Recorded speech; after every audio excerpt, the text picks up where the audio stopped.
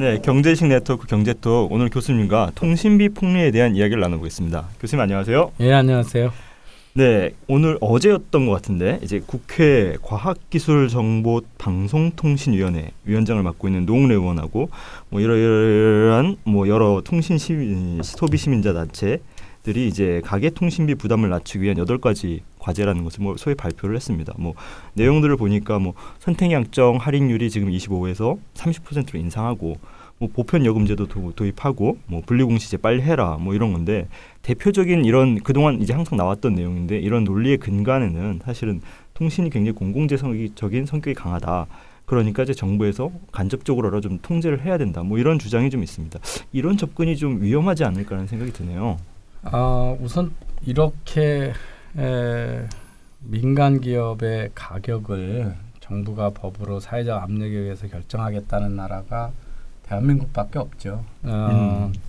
그리고 공공재라는 거, 그러니까 많은 사람들이 쓴다고 하는 보편재 또는 필수재를 자꾸 공공재라고 얘기하시는 분들이 있어요. 근데 경제학에서 퍼블릭 굿스라고 하는 거는 공공재는 뚜렷한 정의가 있는 있죠. 거거든요. 그래서 이 빵은 이제 돈 준 사람만 먹을 수가 있잖아요. 그렇죠. 그러면 제가 먹으면 이제 다른 사람 못 먹잖아요. 네. 그래서 이 경쟁성이 있냐, 내가 먹으면 딴 사람 소비를 못하냐, 그 다음에 돈 낸 사람 안 사람한테도 그 접근성을 소비를 제한할 수 있냐 없냐, 그래서 그 소위 배제를 할 수 있냐 없냐 그런 건데요. 그런 면에서 통신은 공공재 아니거든요. 그래서 근데 많은 분들이 아마 공공재라고 생각할 겁니다. 네, 지금. 그래서 그 공공재는 우리가 이제 공공재하고 이런 일반 사적 재화를 구분하는 거는 공공재는 시장에다 맡겨놓으면 공급이 제대로 안 되는 거예요. 그러니까 국방을 그 시장에다 맡겨놓으면 그러니까 보통 사람들은 전쟁이 안 나면 밸류를 못 느끼잖아요. 그렇죠. 그러니까 내가 국방비를 내라고 돈 주고 살 사람이 없거든요. 그러니까 국가가 해주는 거고 공원 같은 것도 이런 거예요. 그 공원을 만들어 놓으면 지나간 사람 다 혜택을 봐요. 그런데 누구는 가로수에 꽃이 예쁘게 켜져 있는 거를 너는 쳐다보지 말고 가 그렇게 못 하잖아요. 지나가면 다 보이는 거니까. 네. 그러니까 내가 꽃을 안 심어도 남이 심어놓으면 내가 혜택을 다 누릴 수 있다 그러면 서로 투자를 안 하겠죠. 근데 지금 그 통신은 그런 게 아니잖아요. 그렇죠. 민간 기업이 돈을 들여서 했고 돈 낸 사람만 쓰는 거고 사람이 너무 많아지면 잘 못 쓰는 거죠. 서버를 더 많이 하고 중계기를 많이 낼 때만 쓸 수가 있는 거잖아요. 그래서 이 통신은 경제학에서는 그 클럽 재화라고 그래요. 골프 클럽하고 비슷하죠. 골프장을 만들어 놓고 멤버를 구입해서 멤버들이 이제 첫 번에 뭐 건설할 때 일정비를 내고 칠 때마다 내는 방법도 그렇죠. 있고 퍼블릭 코스 같은 그때마다 돈 내는 거잖아요. 그래서 네트워크라고 하는 클럽 속에 우리가 들어가서 거기 참여하는 사람들이 돈을 내서 그 네트워크가 돌아가게 하고 재화를 누리는 거거든요. 그래서 공공재라고 하는 말은 터무니없는 얘기고요. 모든 사람이 쓰고 필수적이라고 그러면 쌀도 그렇고 다 물도 공공재가 그렇고 돼버리죠. 뭐 김치도 그렇고 공공재 아닌 게 없죠. 옷도 공공재고 옷 안 입고 사는 사람이 어디 있어요. 그래서 이건 아주 황당한 논리고요.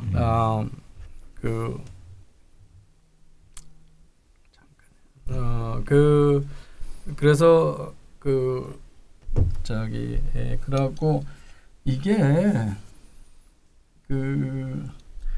여기서 가계통신비를 왜 낮춰야 되냐고 물어보면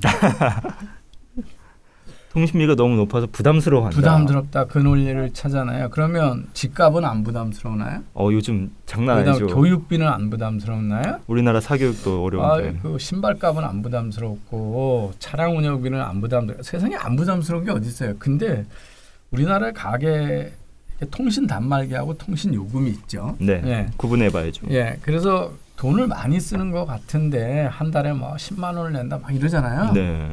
근데 그 중에 반 이상이 단말기 가격이에요. 고가의 스마트폰이니까. 스마트폰을 쓰고 실제는 이제 요금은 평균적으로 한 3만 원 정도를 내거든요. 그래서 그 우리나라 가계 지출의 총 몇 퍼센트냐면 2017년 기준으로 하면 한 4%밖에 안 돼요. 가계 지출의 비중이 가장 작은 것 중에 하나거든요. 4천 몇 분. 그래서 이게 통신비가 부담이 돼서 그렇다 이런 것들이 조금 이런 문제가 있는 얘기고요. 이게 이제 국민들은 뭐든지 공짜로 준다 그러면 좋잖아요. 누구든 다 좋아하죠. 요새 무상 급식도 그렇고 정부가 오늘도 대통령께서 태어나자부터 죽을 때까지 국가가 다 생애 주기상 다 책임지는 나라를 만들겠다고 그러더라고요. 정말 황당한 얘기잖아요. 인생을 국가가 다 국가가 어떻게 책임져요? 국민들한테 세금 뜯어서 책임지는 것처럼 하는 거지. 근데 공짜를 좋아하면 표가 되니까 자꾸 이런 짓을 경제학 이론에도 없고 다른 나라가 안 하는 짓을 하면서 통신 자꾸 후진국으로 가려고 그러거든요. 이 선택 약정 할인율도 원래 15%였어요. 그렇죠. 그런데 아니 이자율이 낮아지면 당연히 할인율도 낮아져야 되는 거잖아요. 그런데 이걸 그냥 20%걸 법을 만들어 25% 만들더니 25%로 30% 만든다 그러거든요. 이렇게 5% 올리면요. 한 집에 한 달에 한 500원에서 800원 세이브 돼요. 과자값도 안 나오는데요. 근데 좋은 동영상 하나 보면 그거 넘어가거든요. 그러니까 이게 주는 기업은 고객 수가 1,500만에서 2,500만이 되니까 엄청나죠. 예, 2,500만에다가 몇백 원만 곱해도 어마어마하게 큰 돈이잖아요. 근데 받는 사람은 표시도 안 나는 거거든요. 그래서 요금하고 단가를 좀 구분해서 생각을 하셔야 되거든요. 이 통신회사들은 지금 단가는 어마어마하게 내려가 있는 거거든요. 사용량이 많이 늘어나니까 지금 우리나라 사용량이 전 세계 다 마찬가지인데 데이터 사용량이 어마어마하게 늘고 있거든요. 스마트폰을 쓰기 때문에. 그래서 요금 우리가 어떤 거를 할 때 우리가 쌀을 살 때 쌀을 많이 산 걸 가지고 비싸다고 그러지 않거든요. 한 가마당 얼마가 돼야 비싸다고 그러는 거잖아요. 그렇죠. 그래서 그리고 이 보편 예금제라는 것도 그거예요. 가격 깎아주라는 얘기잖아요. 그죠? 네. 저 상품 가격을 정부가 결정하라는 거거든요. 저는 이 분리공시제가 왜 가격이 내려간다고 믿는지도 참 이해가 안 되거든요. 그래서 사실은 이런 거예요. 기업이 왜 할인 행사를 하냐. 나만 할 때 할인 행사하면 고객 더 가져올 거 더 많이 팔릴 거라고 할인 행사하는 거잖아요. 그렇죠.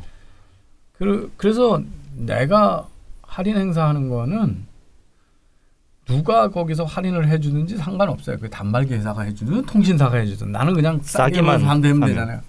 근데 그걸 누가 얼마 깎아지는지를 따로 표시를 해라. 통신비가사가 주는 건 얼마고 전 세계에서 민간 기업이 할인 행사하는데 할인 행사를 예고하고 다 기록하고 해라고 그러는 상품이 어디 있어요. 그래서 이거는 아주 대표적으로 사회주의적 관치 경제인데 이게 아주 당연한 것처럼 주장을 하고 제가 여기 있는 분들 참여연대 이런 분들하고 토론 많이 했잖아요. 네, 교수님 많이 하셨죠. 제가 경제 이론 가지고 없는 일이다. 우리나라가 이게 공급을 제한해서 약탈적인 가격이냐. 전 세계에서 가장 싼 나라 중에 하나다. 소위 사용량이 많을 뿐이지. 그러고 품질이 나쁘냐. 여러 가지 있어요. 그러면 그 경제학 이론에 의한 실증적 데이터로 반론을 못하니까 대뜸 하는 얘기가 재벌 옹호한다고 그러고 인신공격하고 그러는 거거든요. 그래서 이게 정말 억지 중에 이런 억지가 계속되고 있습니다.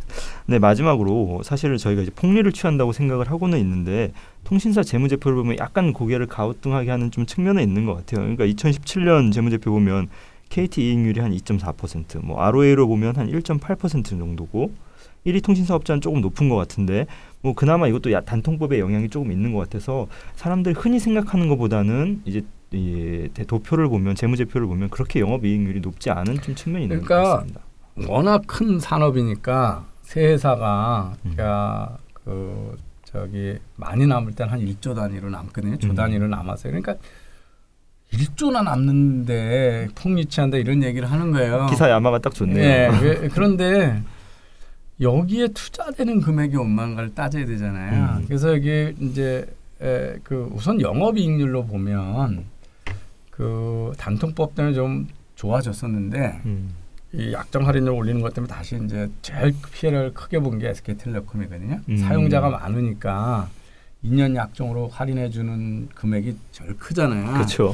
그래서 한데 보면 그 영업이익률이 이제 SK텔레콤 같은 경우 지난 분기 그게 한 7%, 7.26%거든요.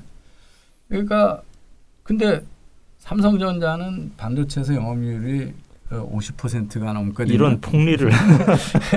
근데 기업은 이익을 많이 잡는 게 잘하는 거죠. 그렇죠. 그게 고객 돈을 이익이라니까 우리나라에서 정말 잘못 생각하는 게 우리가 애플은 왜 300불에 생산한 이번에 새로 나온 XX인가 뭐 아이폰 같은 거를 2,000불, 200만 원을 팔잖아요. 네. 그러니까 작은 돈을 들이고 많은 돈을 받을 수 있게끔 소비자들한테 좋은 품질을 인정받는 게 명품이잖아요. 그렇죠. 그러니까 백화점에 있는 명품들은 다 그런 거 아니에요. 근데 통신회사는 이게 지금 그 여기 자본금을 보면 막 30조 이렇게 들어가거든요. 30조 해놓고 몇천억 이익 남는 거예요. 그래서 그 소위 자산 투자 수익률 ROE를 보면 2.4% 이런 거예요. 그러니까 우리가 1,000원 투자해가지고 10원 버는 게 있는데 10,000원 투자해서 100원 번다 그러면 이익을 10배나 더 냈다. 그렇게 얘기 안 하잖아요. 작은 돈 1,000원 내놓고 10원 버는 거나 10,000원 내놓고 100원 버는 게 뭐인지. 근데 이익만 보고 이게 어떻게 10배나 더 버냐 이렇게 얘기를 하면 안 되는 거잖아요. 근데 통신사가 어떻게 몇천억이나 남느냐 이런 얘기를 하는 거예요.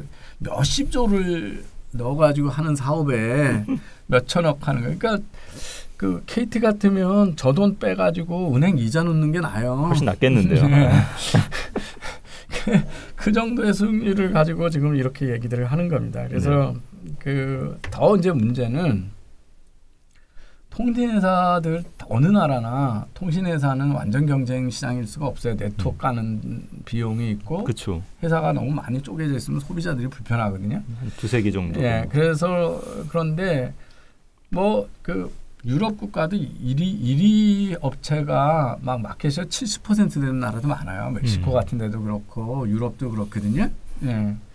근데 우리는 좀 인구가 많아서 통신사가 크죠. 근데 유럽 국가들은 뭐 제가 핀란드 갔는데 1위 업체 갔더니 고객 수가 250만 원이 안 되더라고요. 500만인 나라니까.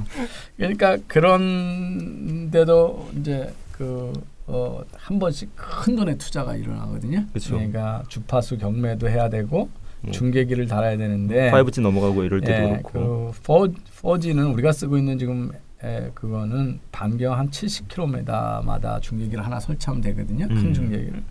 근데 5G는 300m마다 하나씩 꽂아야 돼요. 미니 중계기를. 크네요. 네, 그러니까 건물 하나도 커버 못해요. 층마다 한 개씩 따로 놔고 그래야 돼요. 옛날에 시티폰이라고 하세요, 교수님. 네. 시티폰이 버스 출발하면 끊기는 그. 그게 저기 남산에서 5km 내에서만 연결되고 그랬던 거예요. 시티폰이. 근데 그러기 때문에 어마어마한 투자가 이루어져야 되거든요. 그래서 이렇게 자꾸 이게 국민 돈이니까 주소 뺐자. 그래서 이건 명백히 재산권 침해고 경제적 자유 침해인데 이 통신 파퓰리즘이 아주 일반화되어 있어요. 근데 이제 이게 어느 정도로 극단적이냐면 지난 대선 때 문재인 대통령이 기본료 폐지해 주겠다고 그랬거든요. 네. 그러니까 3만 원을 통신비로 평균적으로 내는데 11,000원을 빼주겠다는 거니까 매출액의 33%가 넘잖아요. 그러니까 영업이익률 5%도 안 되는 나라에서 매출액을 33% 줄이면 다 적자 기업으로 돌아서는 거죠.